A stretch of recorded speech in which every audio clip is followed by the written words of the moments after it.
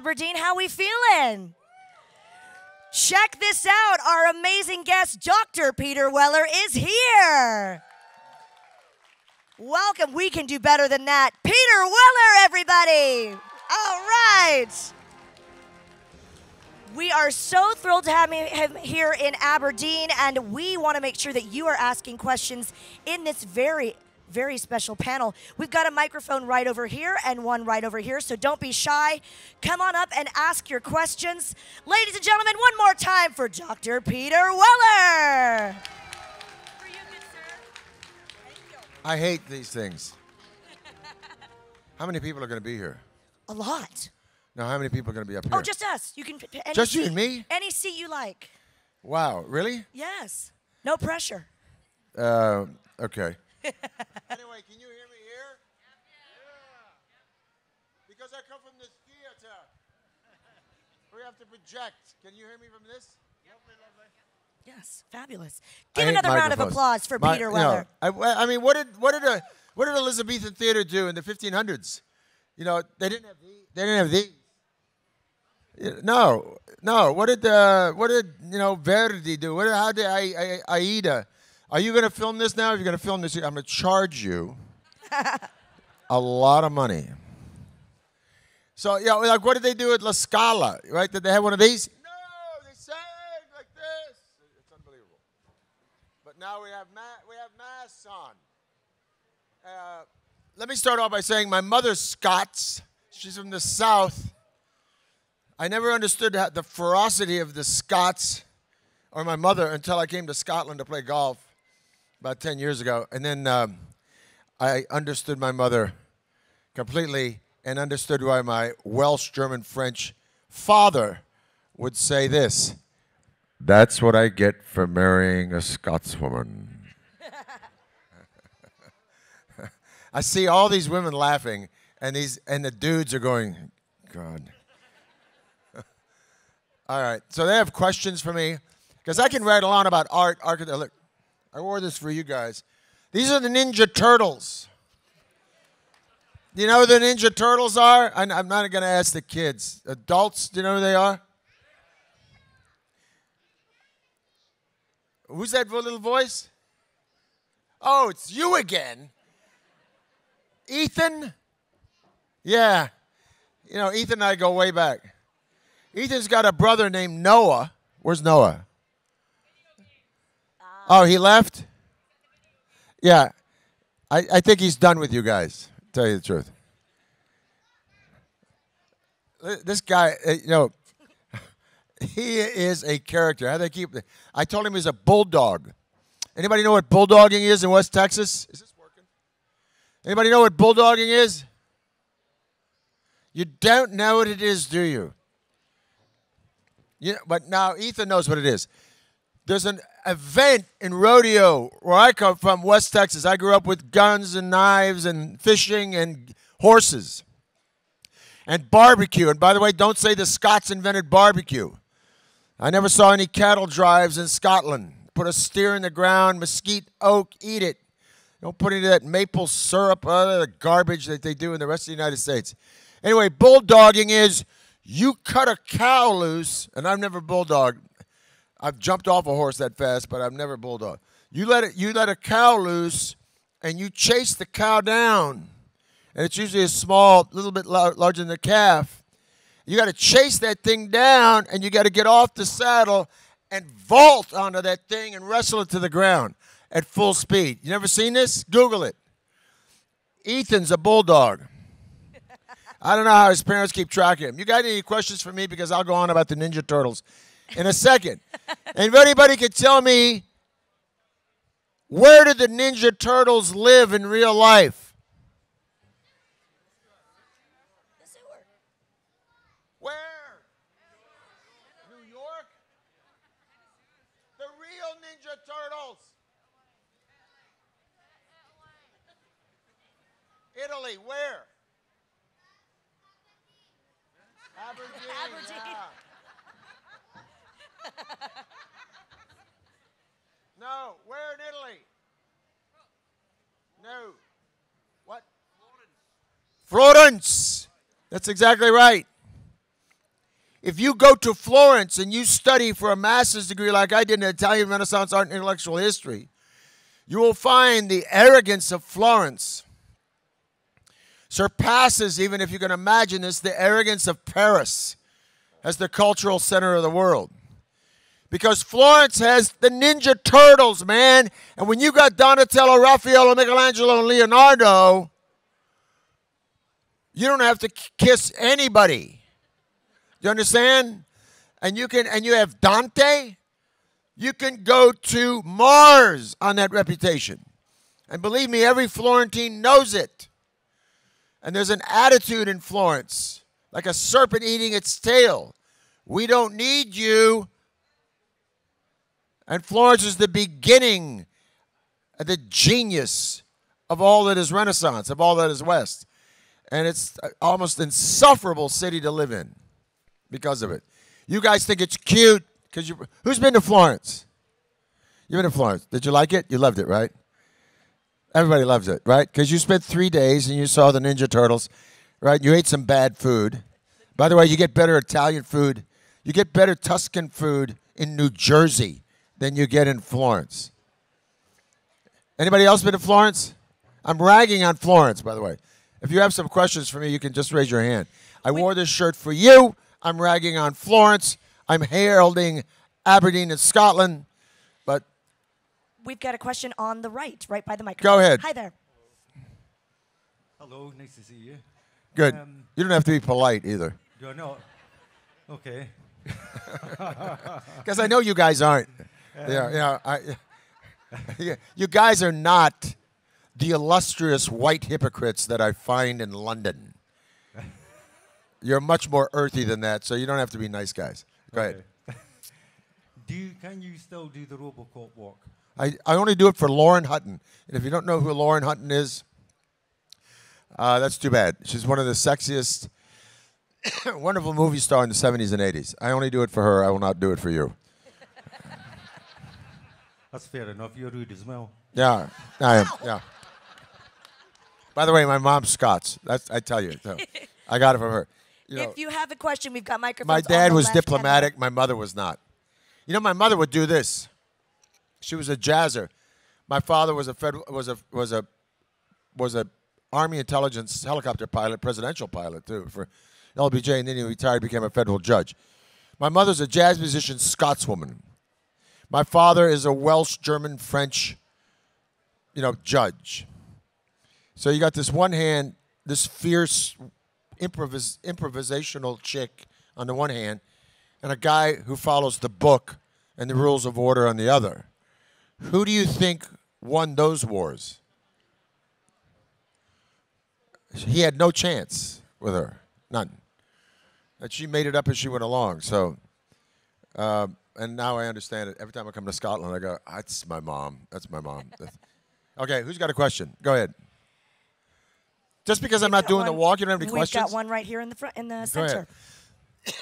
You're not going to find anybody smarter or more entertaining to come this weekend. So go ahead, blow it out. Yeah. What's your favorite part to act in RoboCop? What was my favorite part of RoboCop? Yeah, to act. Let me tell you, what's your name? Lewis. Lewis. Yeah. RoboCop was not fun. It was not fun. It was not entertaining. It was not a joy to do. There's movies I've done that have been a joy to do, Buckaroo Banzai. But there's other movies like Naked Lunch and RoboCop that were absolute grinding labor. Do you understand? And really satisfying. But I was training for the New York Marathon. I was macrobiotic diet. I had 6 months of mime and dance. I'd had dance and mime all my life. I had to sit in a chair for 90 minutes while they put that suit on me, and plus which through the day it was like a Formula One team with guys running new legs and new whatever after me. The third act head took 6.5 hours just for the face. I was going to work at 2:30 when the crew was coming in from drinking. So there was no favorite part to act in RoboCop except one. Okay, You see RoboCop? You're too young to see RoboCop, man. How old are you? 12, turning 13. Did you see the movie? Where's your dad? He should be fired. Dad, come on, man. Well, Buckaroo Banzai is like hip. I don't even know what it's about. Nobody in it knows what it's about. Kevin Smith does, but that's Kevin Smith. There's not RoboCop. Let me ask you this, right? What did you like? What did you like best about RoboCop? Do you know what the theme of RoboCop is? In one word, what is RoboCop about? No. Anybody know what RoboCop is really about? Why it lives on and on and on? Aside from my work in it, the writing and directing, and what the theme of it is? What? Correct. It's about resurrection, man. It's a sad movie.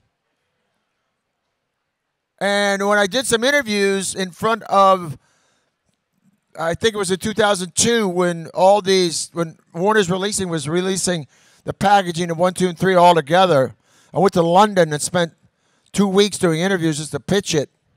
And I sat in these rooms, and every single country, I'm talking about, they were selling it now to Thailand, to Congo, Zimbabwe,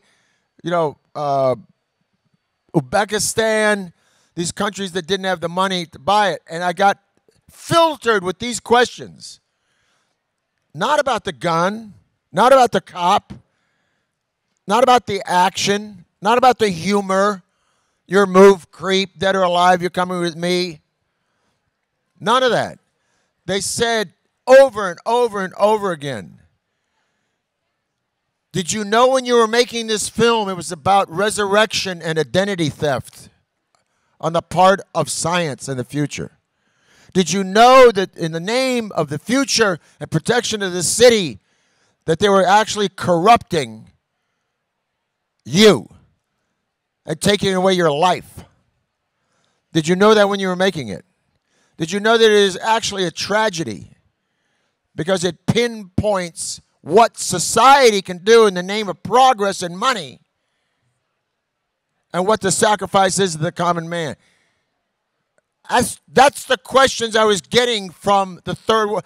Have you ever realized the bounce of RoboCop off of the G7, the 7 industrialized nations, and what they've done to the third world in the name of progress? Like loot them.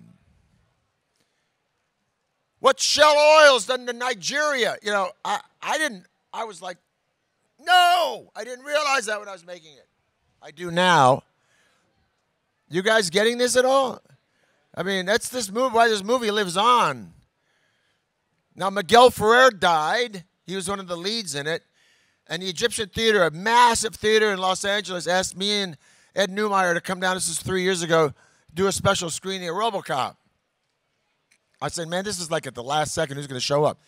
The place was packed, and they had 250 people outside that couldn't get in who wanted to buy tickets. I said, Ed and I said, if you want me to do this, let all those people in. They said, we're going to break the fire laws in Los Angeles. I said, look, if the fire laws come down here, fire truck comes down here, I'll pay the $5,000 fine, but let these people in because I ain't introducing this movie again, ever. And I don't talk about it except to you guys. I don't stand up and do interviews about it. So when we were watching it, Ed Neumeier and I were saying to them at the end of the movie, does anybody get that it's really a tragedy? Does anybody get that Paul Verhoeven only did the movie because the guy goes back to his house and he has a sense of his family? And yeah, it's entertaining. And yes, it's about good guys and bad guys. And yeah, it's about Dick Jones trying to manipulate science and all this stuff. But what is it really about? Loss and rebirth. Yeah, that's what it is, man. And Verhoeven, if you didn't have Paul Verhoeven, if you didn't have a guy who was a master's degree in medieval literature and myth and knew that the idea of resurrection and loss and rebirth comes from Egypt and then into the Pharisees in Judea and then into modern Christianity, but it's been filtered through every spiritual tradition. Every story you like, people, is always about resurrection. It's always about somebody losing everything and coming back. Have you ever realized that? That that's the only story you can really tell? Whether it's comedic. Aristotle said it, by the way. It ain't me up here saying it. Aristotle in the Poetic said you can only tell one story. It's got 3 parts, beginning, middle, and end. And by the way, if it's a tragedy, the end of the second part's got to be up so you got hope, and then you're killed at the end of it. And if it's a comedy, which means it's a good ending, you got to have a real downer second act, and then you have a big third act climax. But if you're not telling the story about rebirth, you're not telling the story. Now, does that just fill your brain with all kinds of stuff? You're gonna, you go, gee, Dad, I thought it was about cops. No, it's not about cops. But here's my favorite thing. I had to go in. We had to shoot the drug lab scene. You remember this? Right? Okay. So all those guys, all those stunt guys, and all those bad guys are great friends of mine. Kurtwood Smith, Calvin Young, all of them. Jesse Owens, they're all friends. The stunt guys, Marvin, John, all of them. So the original Walkman was a thing about this. It got smaller. And I always have prep music that I'm playing. And the prep music, I'm going to share this with you. Ready for this? Yeah. Okay. The prep music for RoboCop that I prepped, and by the way, when I got into that suit, I didn't talk to anybody except for Hooven. Nobody. I didn't say boo to anybody because my voice was like that. And your voice, if you talk to the day, goes away. So I was in that suit all day speaking to no one except the director and the head of the Robo team. But I would listen to a lot of different music. But the prep music for that day, that took 10 hours to shoot. That's me shooting behind my back, underneath my arm, shooting a 47-round fully automatic pistol. That's a machine gun, man. It's 9 mil. I tell you, I'm a gun guy. I do believe in registering guns and regulating guns, but I do believe in guns. I do not believe that people should buy guns off the street. That's my 2 cents on guns. But firing that gun during that day and playing the Walkman under that helmet, full blast, to Peter Gabriel singing, "Red rain is coming down," like jacked in my ears, man. Anybody remember that song?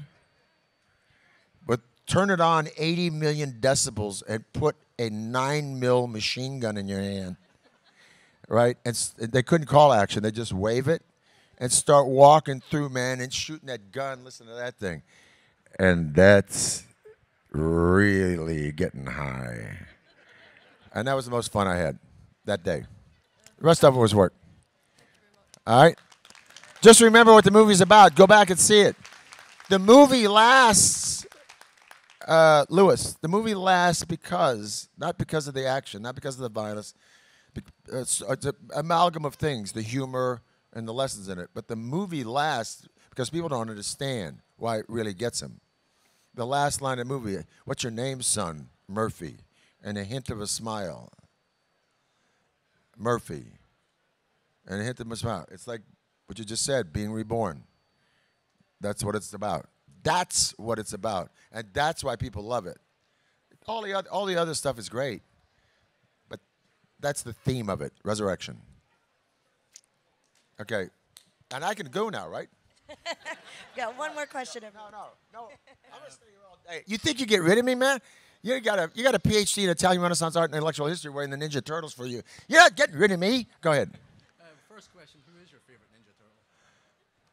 Ah! Who's my favorite Ninja Turtle? Can somebody really, I'm going to give you like 3 seconds.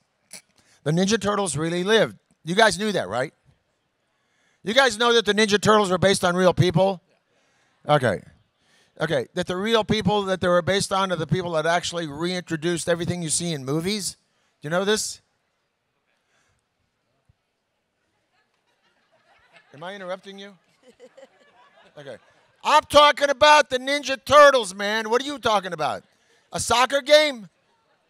Yeah. Shut up. Okay, so single point perspective, everything you see, drawing, everybody's an artist out there, narrative art, the storytelling on a wall through a film. This is what the Ninja Turtles, the real Ninja Turtles, gave us.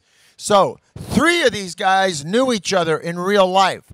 One of them did not know them because he died before the other 3 were living. Which one was that? Which one didn't know anybody else?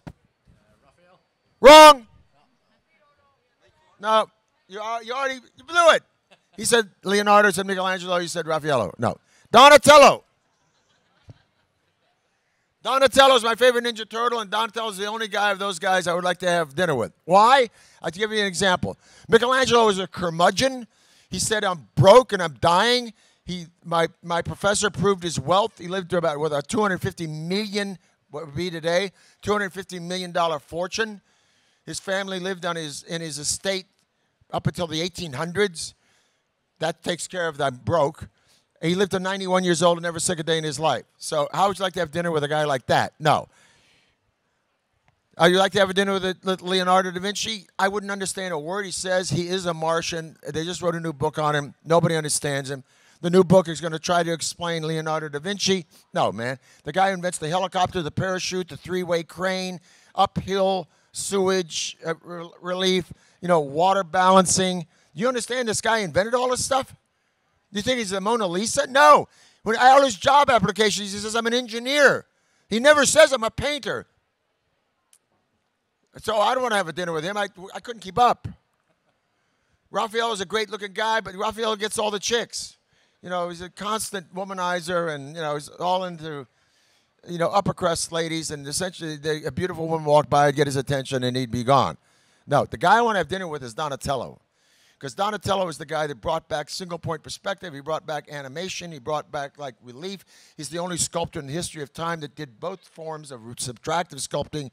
That's wood and stone and bronze. Bronze is additive. You make a terracotta mold. You cover it in wax. You cover that in plaster of Paris. You burn the wax. You fill it full of bronze. Then you got to chase the bronze. Even Michelangelo didn't do that.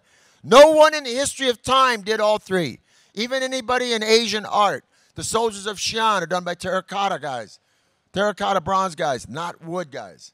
Only guy, Donatello. Donatello's like genius. And the first time I got published as an artist story, Donatello. So that Donatello's the dude for me. And by the way, Leonardo says it like there wouldn't be this world without Donatello. Leonardo, they're all different. Michelangelo's jealous of him. Michelangelo's jealous of everybody. Do you know that David, that marble was offered to Leonardo? Did you guys know that? That piece of marble had been screwed up by a guy from Rimini, Agostino. It had been chipped and ruined, and it was laying in the Piazza del Duomo's workspace, and they offered it to Michelangelo right when he got famous doing a Bacchus, and then he did the Pietà. And he was world-renowned all of a sudden. But he's also a star all his life.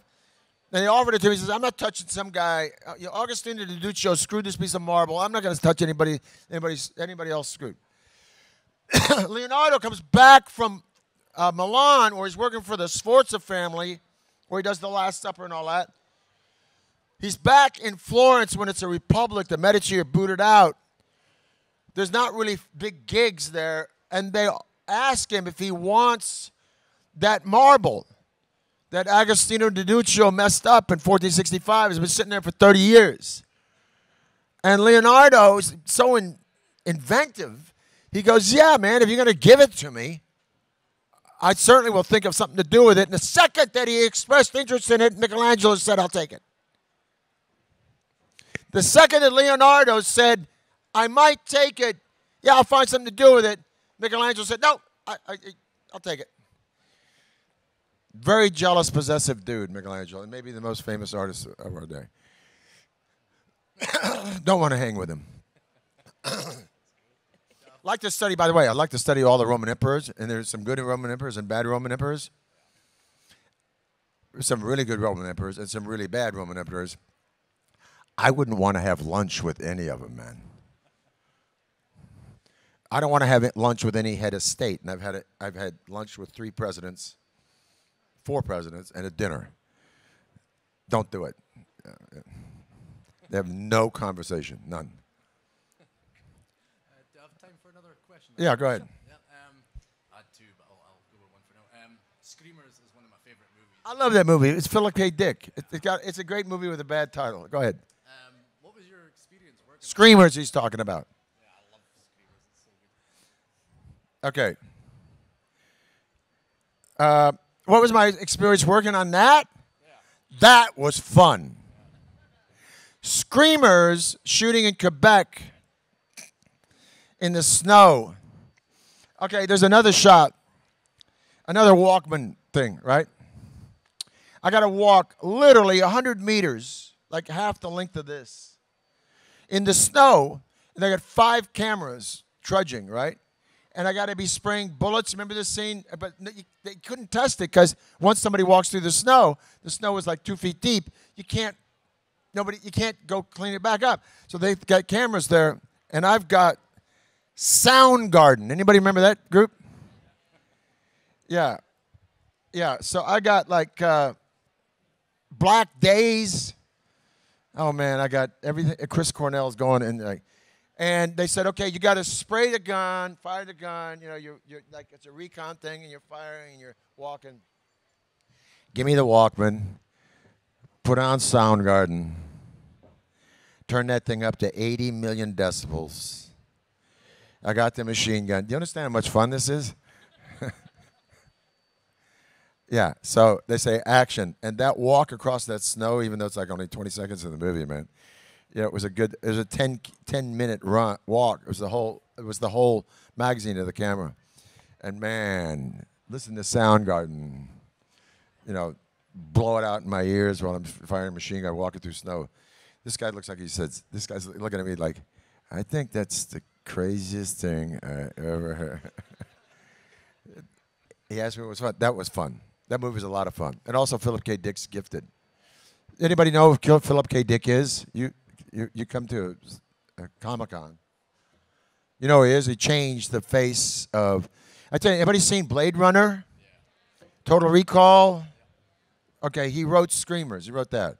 Philip K. Dick was the first guy invested in...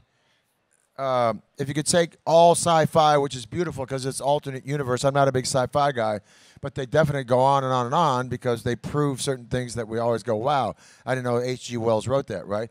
But Philip K. Dick's the first guy to go,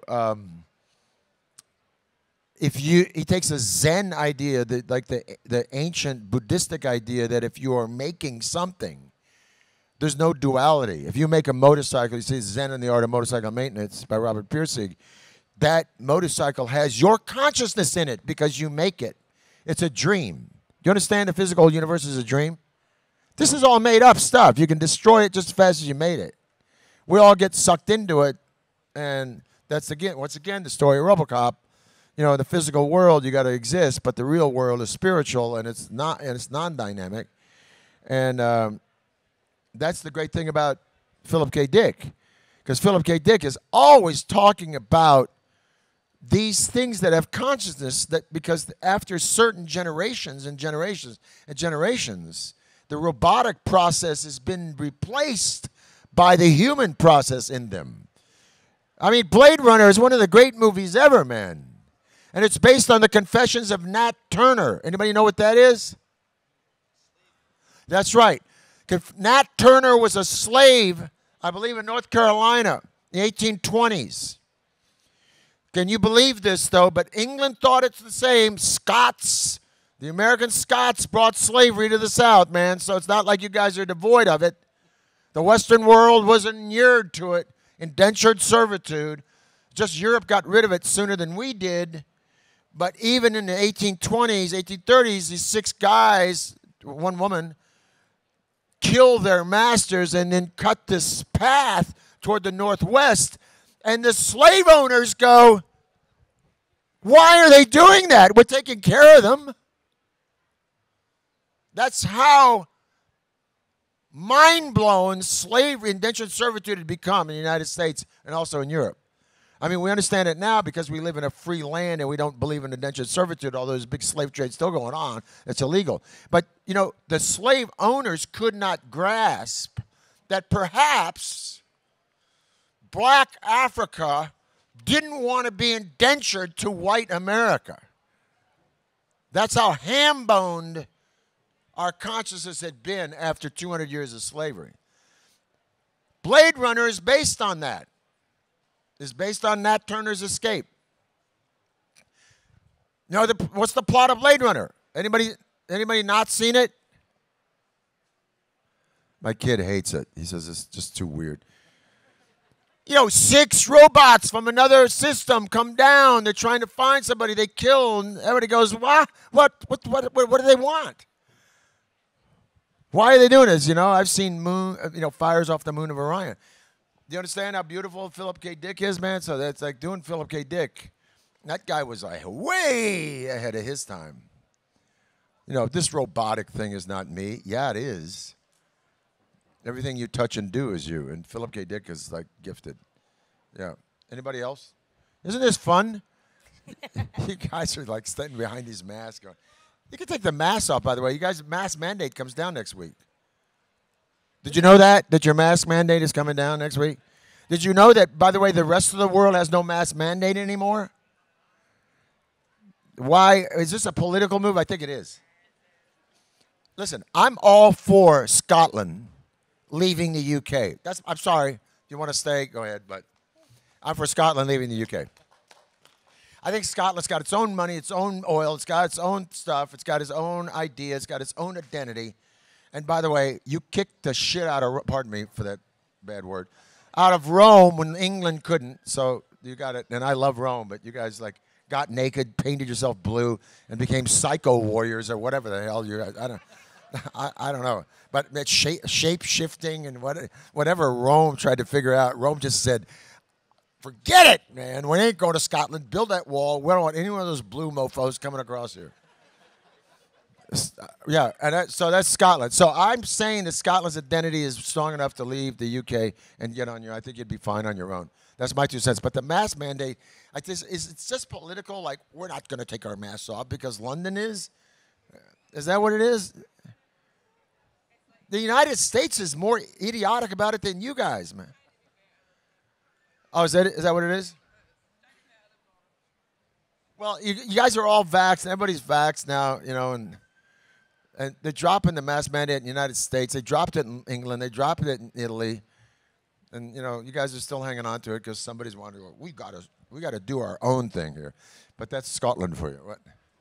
Yeah. Hi, Pierre. I just want to ask, all your co-stars, all the movies you've worked with, right? Who's been the most... Pick the 5 most beautiful women you think are beautiful. Nancy Allen is great. She's still a great friend and a beautiful woman. And, man, I talk about a woman whose beauty lasts. I mean, she's beautiful. Ali MacGraw is still my dearest friend in life. She's 81. She was a major movie star in the 60s and 70s. I did Just Tell Me What You Want with her. But Ali MacGraw speaks 8 languages and has a degree in design from Wellesley. And she's the first person to send me to Italy and introduce me to art, introduce me to culture. All these things my mother wanted to introduce me to. And Ali kind of rubbed my nose in it. And anybody know who Ali MacGraw was? You ever see The Getaway with Steve McQueen or any of these great movies? Yeah. One of the world-class beauties, man. I mean, she's like 80 and she looks like she's about 40. But maybe but we didn't start going out till after. And then we went out for like 3 or 4 years and we're best friends to this day. She's like the godmother of my kid. Who else? You know, as far as co-stars, I don't know, man. John Rhys Davis was a co-star. We just found a picture of ourselves together. We had a lot of fun with him. I've never been tarnished by that idiotic co-star thing. I'm sure I've been the all-time bad guy because you know just movie business makes everybody an ass for a second. Marlon Brando said it best. Marlon Brando's interview. Anybody know who Marlon Brando is? And if you don't know who Marlon Brando is, do we all know who Marlon Brando is? Okay. There is no naturalistic acting before Brando, okay? Just get that right, clear, that Brando's a one-off. But Brando is out on a set, and he's interviewed by a social writer, Christopher Porterfield. Guy doesn't know movie business. He hears a production assistant in the parking lot yelling at somebody else. 19-year-old guy yelling at somebody. And Christopher Porter says, why is that guy yelling? And Brando says, it's, pardon this if you got kids here, but Brando says, it's just somebody being an asshole. And Porterfield says, I don't understand it. He says, the movie business makes everybody for 5 minutes an ass. It's whether you slap yourself awake and realize that no matter what your paycheck, you're just doing a 9-to-5 blue-collar working gig in the service of entertainment. You're getting up and going to work, serving entertainment, and coming home. But you can't be surrounded by all these things, by fans and Winnebagos and jet planes, without thinking it's you. It's all you. And it turns the most resistant of us into idiots. It's whether some guys never slap themselves awake, and some women never slap themselves awake. And, you know, I read that when I was 23. I'm a method actor. I'm in New York. I'm in the theater, man. I'm grinding it out. I live in one room on 82nd Street. I read this thing about the asininity of the movie business. I'm 23. You know, I got 2% body weight. I'm a boxer. That ain't me. I'm not going to be that guy yelling at somebody in a parking lot on a movie set. Really? Cut to 10 years later and a fat paycheck, and I hear myself going, why is my Winnebago 40 feet away from the stage? I have to walk an extra 40 feet. Yeah, I was that guy. And so when you read about movie people being that guy, it's not the movie star. It's the DP and the grip and the transportation dude, and everybody becomes that because you're surrounded by dreams and you think it's you, and then you got to go like, wait a minute, that ain't the way to treat people. So you wake up. So that's the greatest life lesson I ever learned in the movies ever, how to treat people. Does that answer anybody's question? Yes, good advice. Actually, we have time for one final question, and I'm going to be selfish and use it for myself. I would love to talk about your time on 24.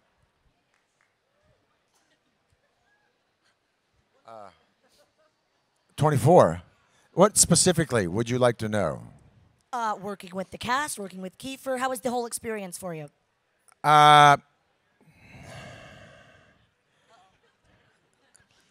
Yeah, you know, the thing is that the writers were genius. Howard Gordon is a genius. And I was doing the History Channel, my History Channel show at the same time as preparing for a marriage. And 24 was a great show, but I'm going to leave it at that.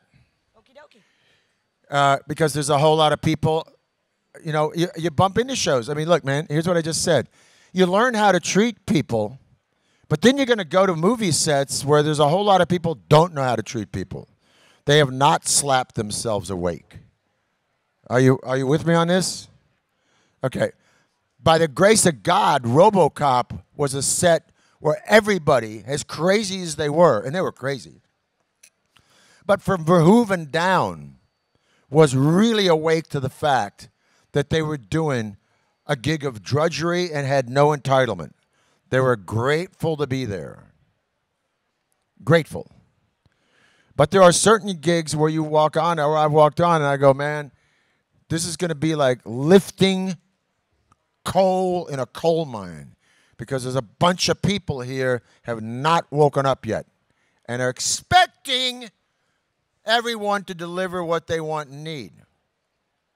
And I had that experience a lot in television, because television, you got a standard gig, and they get used to it.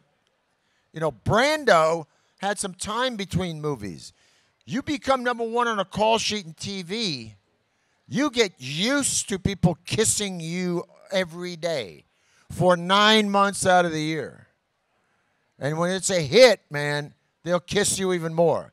So to find some dignity in that is really tough for them.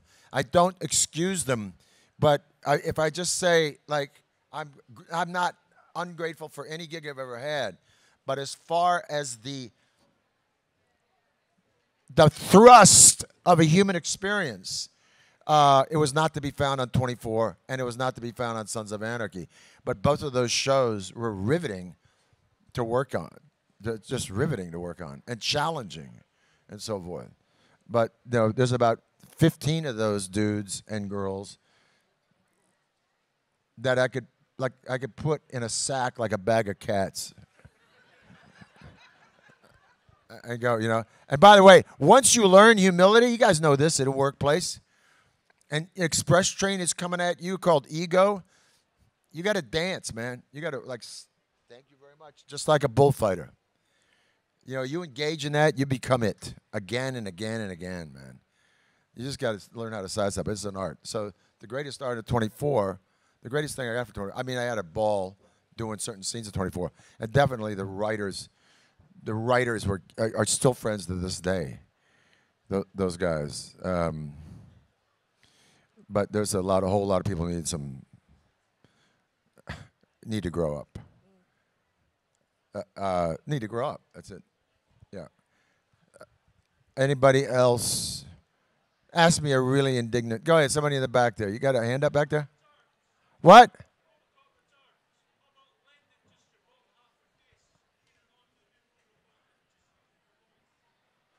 What did he ask me? I have no idea. I don't either. Yeah, I don't know what's happening with that, man. That was going to go, and it wasn't going to go, and it was going to go, and it wasn't going to go. So now, I don't care. I just take what God gives me day to day. That's it. That's it. When you're over 70, man, you just go to the gym, eat right,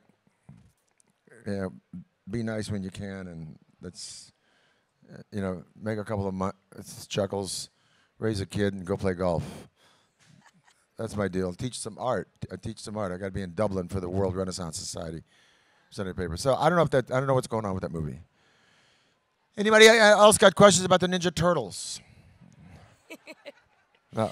Well, unfortunately, we do have to let you get back to the autograph I table. don't want to go back there. I want to hang with them. Oh, I'm having a great time here. It's cold out there, man, and I really want to smoke a cigar, and there ain't no place to smoke a cigar. Are most of you from Aberdeen? Most of you Scots, I guess, right? Anybody from Notts? Anybody drove a long way, like from Manchester or Liverpool to the border or anything? Okay, you did? Did you guys drive? Lewis, where are you from? Didn't hear it. Where? I have no idea. I haven't heard of it. What? It's between Aberdeen and Inverness. But it's Scotland. Still Scotland.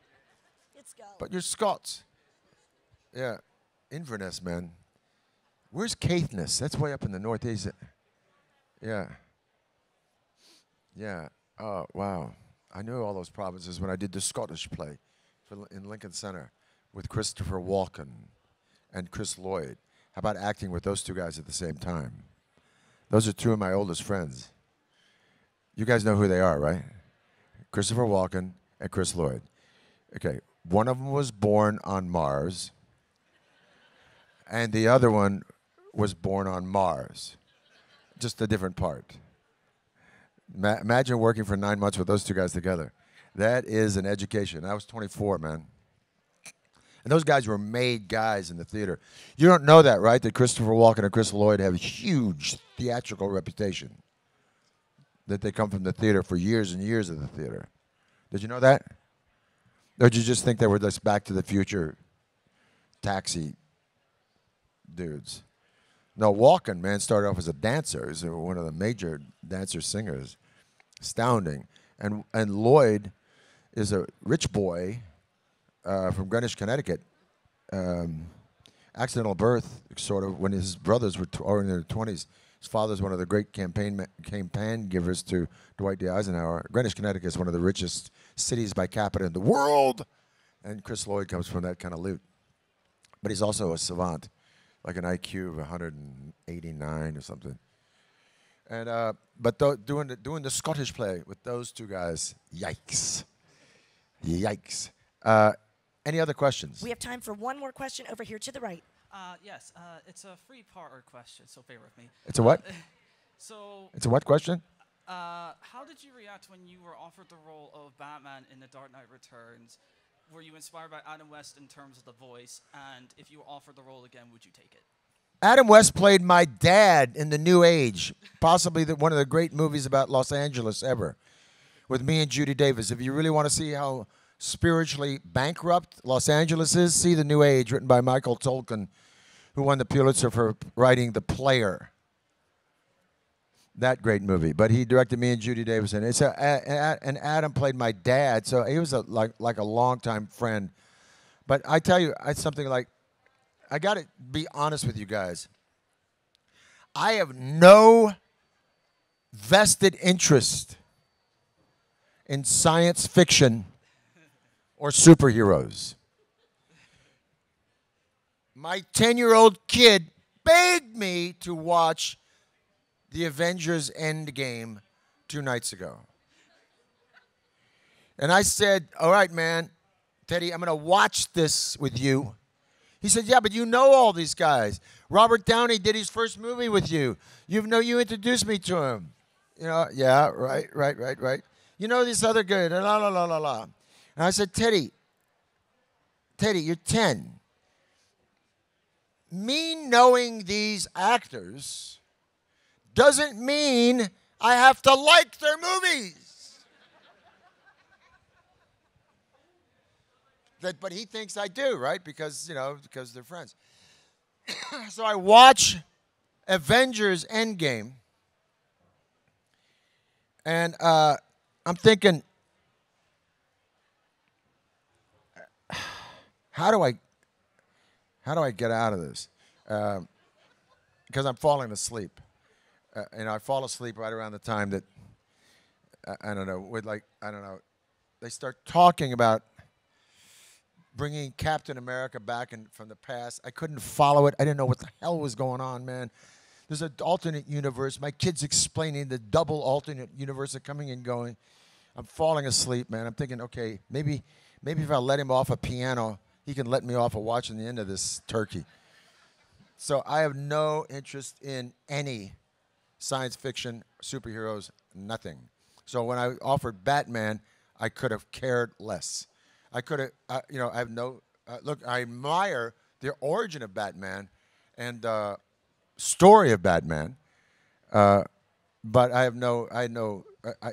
people say, wow, didn't you get excited, when you were offered blah, blah, blah. No, I mean, I got excited probably twice in my life. I mean, I was always excited to work, really excited to work, just to work. But there was nothing really ever that made me go, yeah, more than something else, except maybe Naked Lunch, because I'd grown up with Naked Lunch. And I wrote Cronenberg a letter begging to be in Naked Lunch. And he came down and we talked about Formula One racing, and then he hired me for Naked Lunch. But the rest of it, Batman, I'm happy I did it, and it was a great time. But I don't want to denigrate your thrill. Like Peter Weller, wow, I did Batman. It was fun, it was a gig, and it was great. And I've seen one Batman movie ever. Is that just the guys let you down the air out of your balloon, right? This guy, man, Peter Weller came in, man. He doesn't even watch these movies. all these dolls and games and stuff, man, and NES, Mario Brothers, man. I don't know it. I just I play jazz. My heroes are John Coltrane and Miles Davis, and I still play, and I look at art, man, and write about art. But superheroes are not my game, are not my jam, as they say. And here's somebody right here going, I'm so let down. I'm just so let down. Anybody else got any questions about? I will say this about RoboCop. I will leave you with this. Verhoeven, I had seen all of his movies. And Verhoeven had made movies always about a very small personal story, always about resurrection, with some big operatic backdrop like World War II and Soldier of Orange and motorcycle racing and spetters and so forth. And when my agent, who is my one and only agent forever, called me and said, there's a guy named Paul Verhoeven, and he had been nominated for an Oscar for Best Foreign Film for The Fourth Man. And he's doing this movie about a robot, and it's Orion, and it's really convoluted and weird. And he wants. Do you want to meet him? He's meeting a lot of people.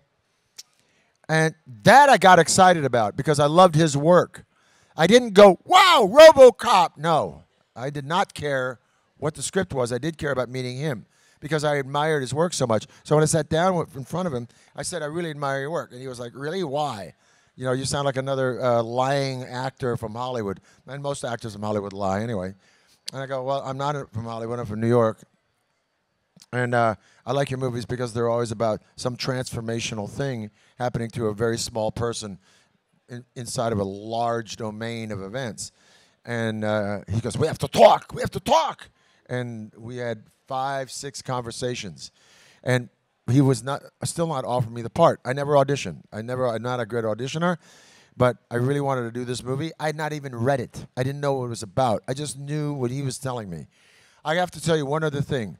I did Star Trek Into Darkness based on J.J. Abrams in a parking lot talking to me. So that's another thing I got excited about. Those are probably the only 2 things really, really got excited other than Naked Lunch.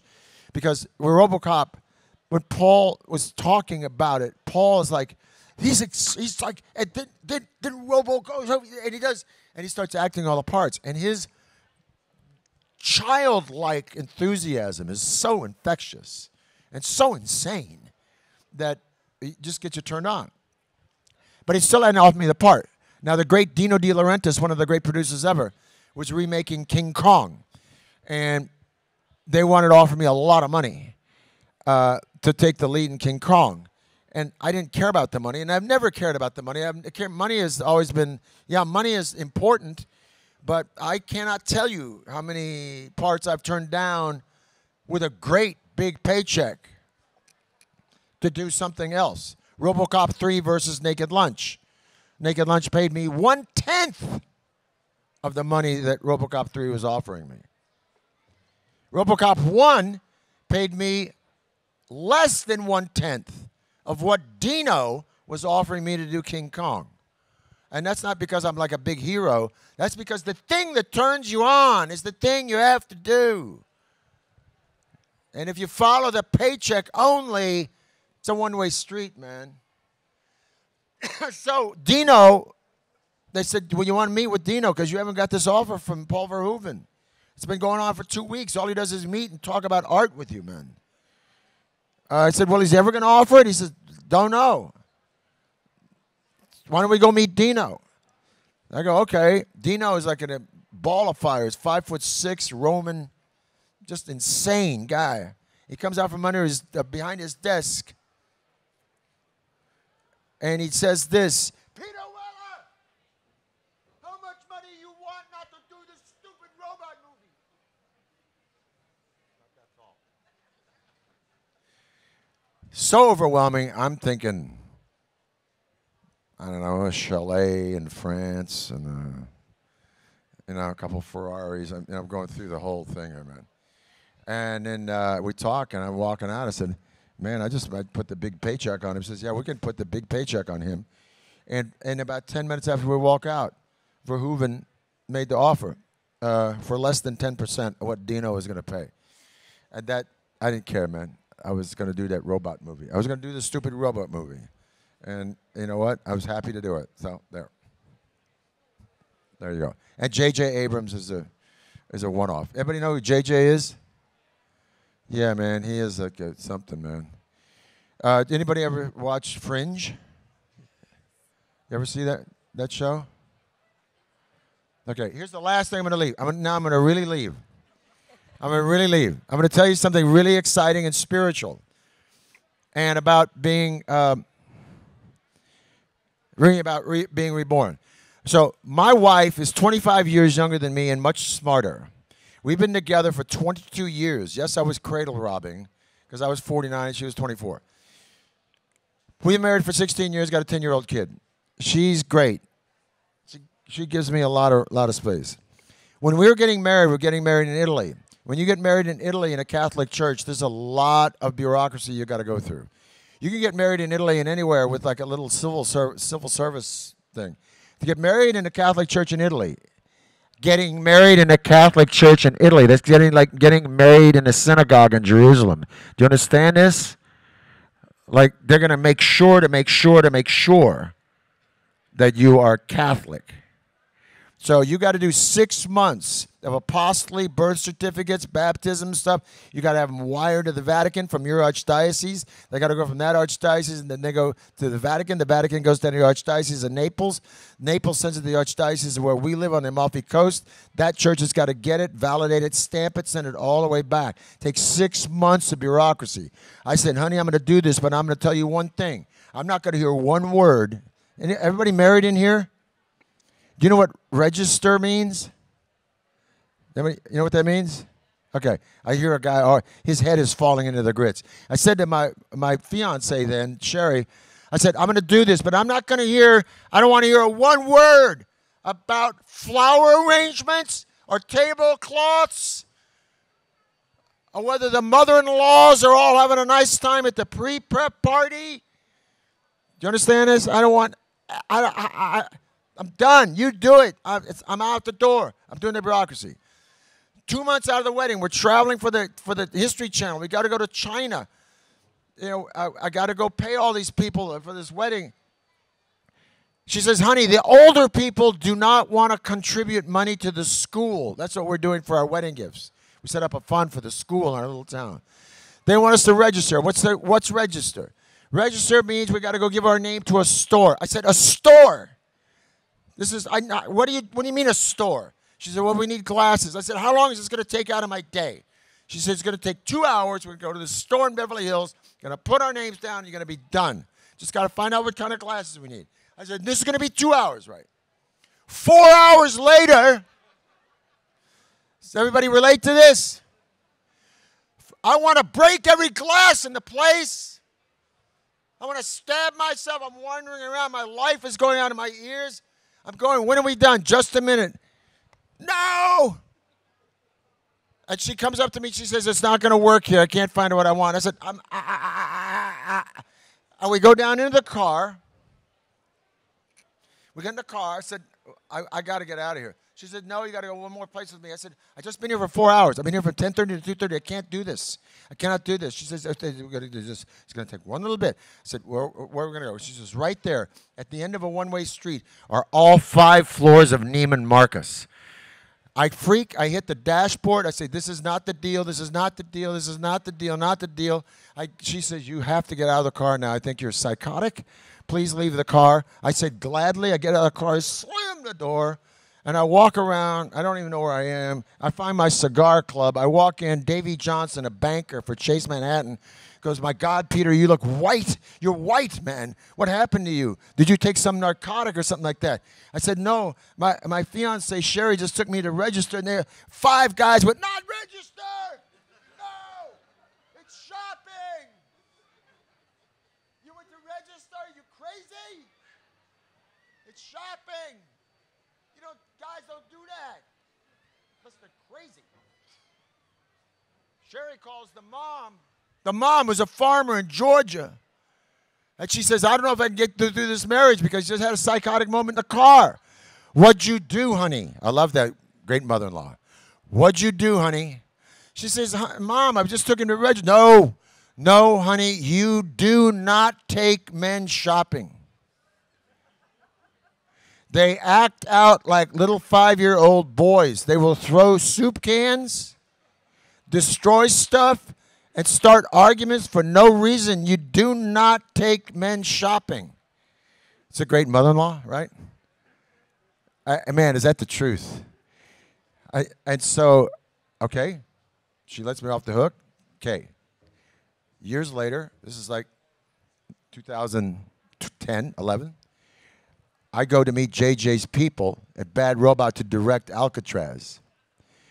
I'm meeting the people to direct Alcatraz. Okay. 1 year before that, when I was doing my oral exams, bear with me, Fringe offered me a one-off guest star. I don't do them. I trashed it. I come into my office, and my wife now, 4 years into marriage, is reading this, and she's weeping. What I'm telling you is actually transformative. She's weeping, and she says, honey, you have to do this. You have to do this episode. I said, I don't have to do any episode of Fringe. I don't even know what Fringe is. I don't like sci-fi. I ain't doing it. She says, yeah, I think you do. I think you do. I think you have to read it. I said, what? She says, well, it's all that stuff that you like. It's about God and science and you know how you rationalize like the future with God and spiritual stuff versus earth stuff. And I said, so what? She says, well, it's about this guy trying to go back in time because he was in a car with his fiancée. And he had a psychotic moment in the car, a fight with her, and he got out of the car and because they were on their way to register. Are you hearing me? And he got out of the car, and a truck hit her and killed her. And now he's trying to go back to save her. I said, give me that, man. I take this script. I said, nobody wrote what happened to me. Yeah, they did. And I read it, and it's called White Tulip. It's an episode called White Tulip. It's written about and written about and written about. A guy just wrote a New York Times article about it again. And in this White Tulip, this guy, a scientist, is trying to go back, yes, because he got out of a car having a fight with his fiancée about going to register. So I read this thing, and I can't believe it, but here's the deal about it. In the middle of it, John, the older guy, comes and finds him. It says, I know you're trying to go back in time. And by the way, my kid has a problem with that, and I keep asking God for a sign, like a white tulip in the dead of winter.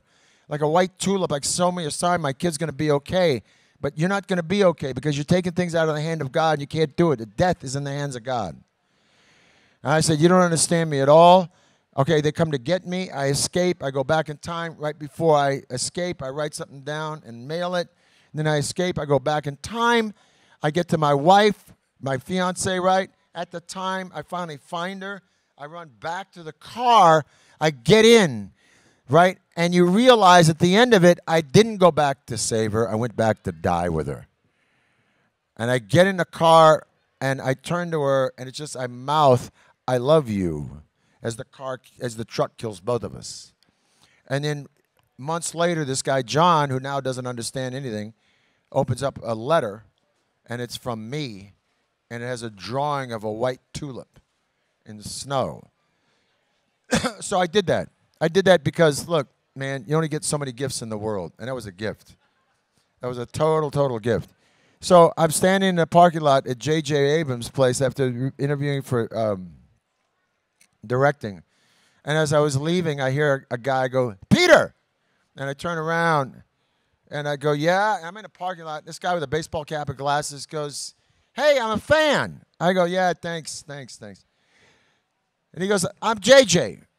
And I go, wow, we're standing in a parking lot. And we go hug it out. And he said, I have to tell you, that episode, White Tulip from Fringe, was one of the most moving things I ever saw. And I tell him the story I just told you. And me and JJ end up hugging in this parking lot and kind of weeping about all kinds of stuff. About love, about loss, about change, about I don't know what. Just one of those metaphorical, beautiful epiphanies that you have with somebody. I get home, I'm going to leave you with this. Hour and a half later, I see him, my agency calls, and they said, hey, you got an offer from Bad Robot. I said, great, so I'm going to direct. Alcatraz. They go, no, it's not for that. It's one of the leads in Star Trek Into Darkness. I said, well, I know that there's not any old guys in that. It's all like 8 kids. And he goes, I don't know what it is.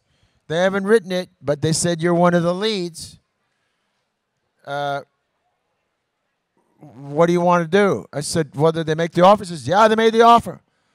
It's not bad money. It's not great money, but it's not bad. I said, just tell them yes. Agent says, wait a minute. We got to negotiate. I say, hey, call them back. Don't negotiate. Just say yes. This is way beyond negotiation at this point. This has to do with my family, my life, my wife, J.J. Abrams, the thing. Just this is so serendipitous. Don't negotiate. Just say, Peter will do it. Goes, okay. And then the next day, J.J. calls. It takes 50 minutes, like Verhoeven, to go, hey, let me tell you what happens. See, you are this guy, Marcus. And then you send him on the thing. And then Khan, he comes along. And then Spock. And then, I'm off and running. He goes, I'm over-explaining this. I said, no, tell me more. Okay, I'll tell you what happens today. Then next, your spaceship, he tells me this whole thing. This is JJ, man. This is like the same sort of verve and enthusiasm as a kid that Paul Verhoeven had, man.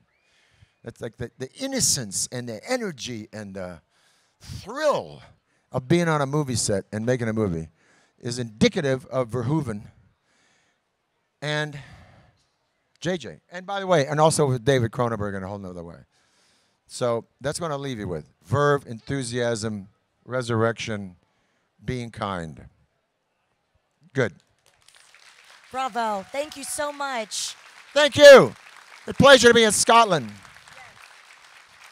I know my mother's up there watching me. I know my mother's up there watching me saying, behave, or you'll hear from me. Give it up one more time for Dr. Peter Weller. And be sure to visit him in the autograph area to get your autographs, your photo ops. He'll be here for the rest of the day right here in Aberdeen. Thank you, Aberdeen. Keep it going for Peter Weller. Thank you so much. Thank you. You're fascinating. America, California and Texas and Florida. Texas? Yeah. Where? I was born in El Paso. My God, that's real West Texas. Well, Houston as well. That's where I lived.